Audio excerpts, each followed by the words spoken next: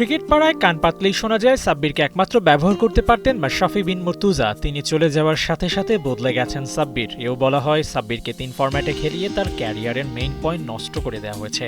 কিন্তু পরিসংখ্যানও কি তাই বলে?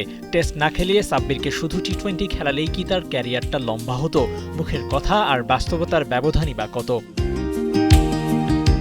টি-20 ক্রিকেটে সাব্বির বাংলাদেশের সেরা ব্যাটার, এতে কোনো সন্দেহ নেই। কিন্তু টেস্ট ক্রিকেটেও সাব্বিরের পারফরমেন্স আলাদা লেভেলের। প্রসঙ্গত জানিয়ে রাখা ভালো, সাব্বির রহমান তুলনামূলক ছোট দলগুলোর বিপক্ষে কখনোই test খেলেননি। England, New Zealand, Australia, England ও সাউথ আফ্রিকার মতো দলের বিপক্ষে টেস্ট খেলেছেন। এর বাইরে অন্য কোনো দলের বিপক্ষে খেলা হয়নি। তাই সাব্বিরের টেস্ট ক্যারিয়ারকে বিবেচনা করতে হলে এই বিষয়টাও ভাবনায় রাখতে হবে। আর এবার আসা যাক সাব্বিরের টেস্ট ক্রিকেট কেমন ছিল সেসব নিয়ে। 22 ইনিংসের টেস্ট ক্রিকেটে সাব্বিরের অর্ধশতক 4টি, 2টা নিউজিল্যান্ডের বিপক্ষে, একটা ইংল্যান্ড ও অস্ট্রেলিয়ার বিপক্ষে। টপ 3 টিমের সাথে 4টা অর্ধশতক, 2টা দেশের মাটিতে, 2টা বিদেশে। একটু হলেও ধারণা পাওয়া সম্ভব সাব্বির বড় দলগুলোর বিপক্ষে কতটা সফল ছিলেন। কিন্তু এতেও তার টেস্ট ক্যারিয়ার খুব বেশি লম্বা হয়নি। 481 রানে এখনও নট আউট আছেন সাব্বির রহমান। ওয়ানডেতে 6 অর্ধশতকের সাথে একটা শতক, একমাত্র সেঞ্চুরিটি এসেছিল নিউজিল্যান্ডের বিপক্ষে। অর্ধশতকগুলোতেও শ্রীলঙ্কা, ইংল্যান্ডের মতো প্রতিপক্ষ ছিল। 50 ওভারি খেলায় সাব্বিরের চ্যালেঞ্জটা একটু বেশিই ছিল। তবে তার উপর চাপ হয়ে ধরা দিয়েছিল টি-20 ক্রিকেট। এই একটা ফরম্যাটে সাব্বির দারুণ খেলতেন বলে তাকে এখানে তুলনামূলক বেশি সুযোগ দেওয়া হয়েছে।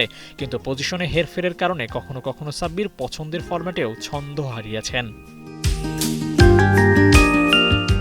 এক ফরম্যাটে সাব্বিরের উপর বেশি নির্ভরশীল না হয়ে 3 ফরম্যাটে যদি সাব্বিরকে খেলানো হতো তাহলে এই ব্যাটার অন্তত হারিয়ে যেতেন না। এক ফরম্যাটে বেশি সুযোগ দিয়ে চাপে রেখে সাব্বিরকে জাতীয় দল থেকে অনেকটা দূরে সরিয়ে রাখা হয়েছে। এমনটা না হলেই ভালো হতো, কিন্তু কি আর করার, টি-20 স্পেশালিস্ট বানাতে গিয়ে সাব্বিরকে জাতীয় দল স্যুট বানিয়ে দেওয়া হয়েছে।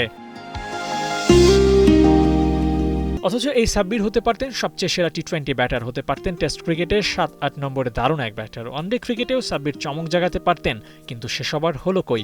এখনও যদি জাতীয় দলে ফেরেন তাহলে 33 বছর বয়সী এই ব্যাটার আর কতদিনই বা সার্ভিস দিতে পারবেন?